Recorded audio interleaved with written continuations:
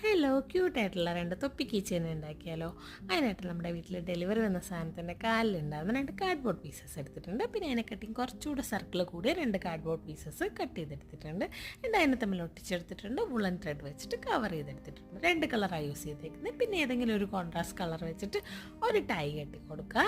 പിന്നെ അതിലേക്ക് നല്ല ക്യൂട്ടായിട്ടുള്ള എന്തെങ്കിലുമൊക്കെ ചാംസ് ഇങ്ങനെ ഒട്ടിച്ചു കൊടുക്കുക. അപ്പോൾ എൻ്റെ കയ്യിൽ ഇങ്ങനെ ക്ലിപ്പ് ചെയ്ത് പോയിട്ടുണ്ടായിരുന്ന ടെഡി ബിയറും റാബിറ്റും ഒക്കെ ഉണ്ടായിരുന്നു. അപ്പോൾ അതൊക്കെ ഒട്ടിച്ചു കൊടുത്തിട്ടുണ്ട്.